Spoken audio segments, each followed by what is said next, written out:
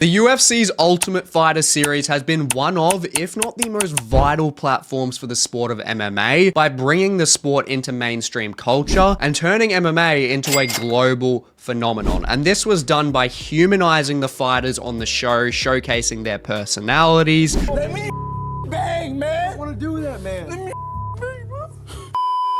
And their determination to make a name for themselves by beating the living hell out of each other. And with its succession after the first season, it not only most notably saved the UFC from financial collapse, it exploded the organization's popularity and its revenue. But with its growing popularity, it also developed an incredibly strong fighter pipeline that introduced us to some of the best fighters the sport of MMA has ever seen, with some becoming fan favorites, some becoming cult heroes, and some of the most memorable champions in the sport's history. And that's exactly what we are here for today. Through the 20 years, 32 full seasons, and 48 Ultimate Fighter winners, we are going to be ranking the top 5 fighters to come from the show who had the biggest impact in the sport by either garnering a huge fan base, making them some of the most popular fighters in MMA, or for their feats in the cage by becoming not only Ultimate Fighter winners, but UFC champions as well. So without further ado,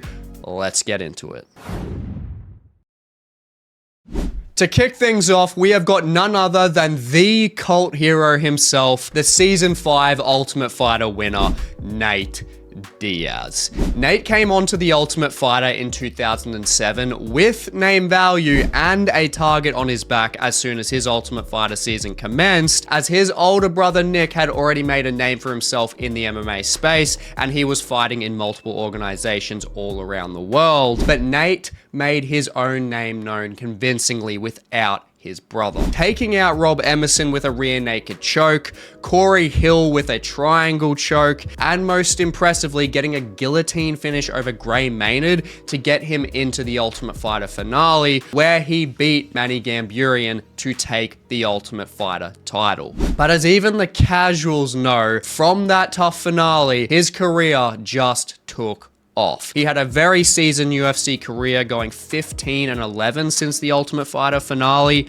and granted he was never a UFC champion, but his middle finger flicking, pot smoking, and not being surprised motherfucker in persona only gained him a ridiculous cult following and led to him being one of the biggest draws in the UFC, which saw him take out guys like Tony Ferguson. He put Leon Edwards on bloody skates, and most notably broke Conor McGregor's 15-fight win streak. He was one of the most durable and entertaining fighters in the game, with blood flying everywhere in pretty much every one of his fights. It would just honestly be a crime to not have Nate Diaz on this list.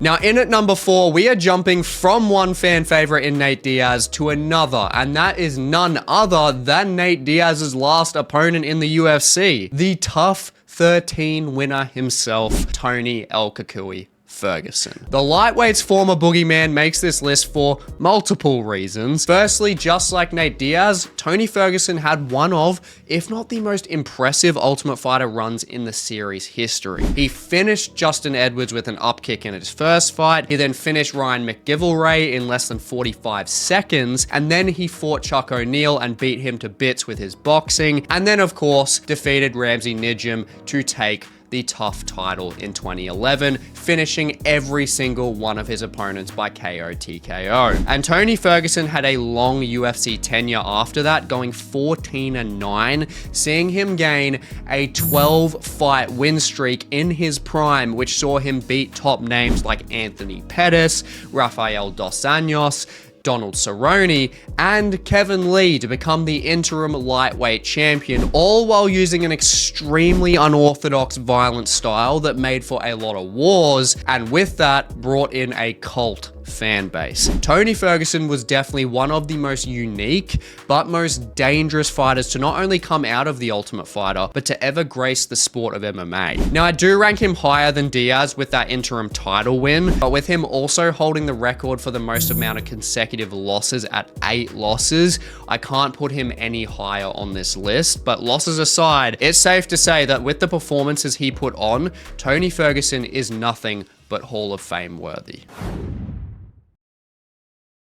Now, in at third place, we have our first undisputed UFC champion on this list, and he wasn't the undisputed UFC champion once, but twice. TJ Dillashaw takes third place mainly from those title wins, but also in the fashion that he won those titles. And look, even though TJ Dillashaw had the worst actual Ultimate Fighter run on this list, where he won all 3 of his TUF exhibitions, but then he fell short in the TUF finale where he got chinned by John Dodson in the first round, leaving him as the TUF 14 runner-up in 2011. But it doesn't matter, because his performances in the UFC when he got there completely overshadowed that loss. He went 13-4 in the UFC since the TUF finale, where he finished an undefeated prime Cody Garbrandt twice, absolutely breaking him from there, which I mentioned in my top fighters who broke other fighters video, which I'll leave in the description below, and also taking out Renan Barão, who was on a filthy 32 fight win streak at the time, and he took Renan Barão out twice with some of the most technical striking I have ever seen, and also beating guys like Corey Sandhagen on top of those wins. So it's clear to say, even with the PED speculation hurting his legacy, he is easily one of the best TUF alumni and was one of the best bantamweights who ever lived. Now, in its second place, we are rewinding all the way back to 2006 to one of the best Ultimate Fighter seasons of all time, The Ultimate Fighter Season 3, where none other than Michael the Count Bisping won The Ultimate Fighter, leading him to having one of the most memorable MMA careers of all time. Bisping not only had a perfect run on the show, taking out Chris Rothermel in the first round for his first fight, then taking out fellow countryman Ross, you know what I mean, Poynton. People are not taking me serious, man. You know what I mean? Just because my ground game might not be as strong as others. They don't call me the gladiator for nothing. And Josh Haynes in the finale to win the season. But he also became not only the first UK fighter to win the Ultimate Fighter title, but he was also the first UK fighter to win a UFC championship on one of the most impressive build-ups to a title to this day. Bisping fought legends all across the board in Wanderlei Silva, Chael Sonnen, Brian Stann, and Vitor Belfort on the way to a title, going 20-9 since the Ultimate Fighter finale. But most impressively was his comeback performance from taking a flying knee straight to the damn chin from Anderson Silva to then win the fight unanimously, to then being called up on 17 days notice with one bloody eyeball working, to then take out Luke Rockhold in the first round to win the belt and defend it against Dan Henderson 4 months later. Even though Bisping's career led to him losing a bloody eye, he gained nothing but love and respect from the fans all across the world, spurring from his performances through The Ultimate Fighter to his performances to win and defend the middleweight title. Without a doubt, one of the most popular fighters in the sport for good bloody reason. Now, I'd be lying if I said this list wasn't hard to make, especially when choosing an honorable mention. When we have guys like Rashad Evans winning the second season of The Ultimate Fighter up from his natural weight class to then cutting back down to light heavyweight and winning that title, to then having Diego Sanchez for his insane performances and cult-like following. But speaking of Diego Sanchez and the light heavyweight division, we have the other Ultimate Fighter Season 1 winner taking the honorable mention spot here, and that is none other than Forrest Griffin, the godfather of the Ultimate Fighter. Forrest Griffin, along with Stephan Bonnar, changed the sport forever, allowing the UFC to literally stay afloat. But to get up to that point, Forrest Griffin put on 2 incredible performances in the Ultimate Fighter show, finishing Alex Schunauer in the first round and Sam Hoger in the second round to then allow him to seize the opportunity to put on arguably the best MMA fight of all time against Stephan Bonnar, taking the sport of MMA from barbaric cockfighting to a worldwide phenomenon. So clearly, Forrest Griffin not only had a great start, but he had also fought legends in his UFC tenure, such as Mauricio Hua, Tito Ortiz, Rich Franklin, and of course, Quinton Rampage Jackson winning the title. And I would argue that Forrest is interchangeable with Nate Diaz and Tony Ferguson. However, he did go 9-5 in his UFC tenure after the TUF finale, which led him to going 3-3 after his title win. So if he continued his career, he definitely could have been up this list. But regardless, Forrest Griffin is not only a Ultimate Fighter legend, but is also partly the savior of the UFC. So it would be an absolute crime not to at least mention him here.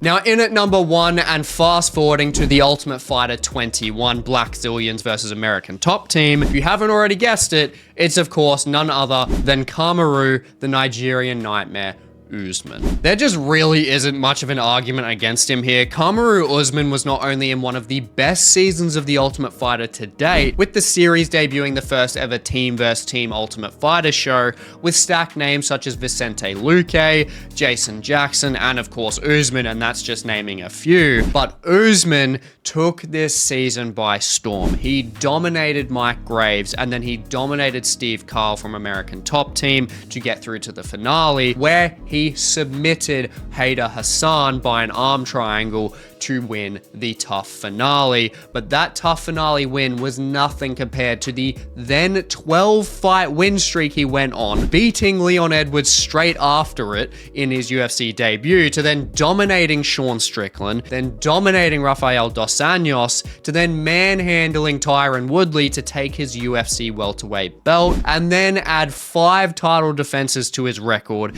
taking out Colby Covington twice, taking out Jorge Masvidal twice, and then taking out Gilbert Burns on top of that. Kamaru Usman has gone 15-3 in the UFC so far, and has just come off an incredible win over Joaquin Buckley, so he is not finished yet. With cleaning up his TUF competition, going on a 12-fight win streak to win the UFC welterweight title, and secure 5 title defenses, it's clear to say that purely based on merit alone, and not even getting into the popularity he's garnered, Kamaru Usman is the greatest fighter to come out of the Ultimate Fighter series, no questions asked. Now, it's pretty clear to say that the Ultimate Fighter isn't what it used to be, with the platform realistically just being power crept by the talent that has been coming through Dana White's Contender Series, with the new Ultimate Fighter winners that we've been getting really struggling to make a name for themselves. But at the end of the day, you just cannot deny that the Ultimate Fighter has not only given us some of the greatest fighters in the sport, but it also allowed us to have the sport continue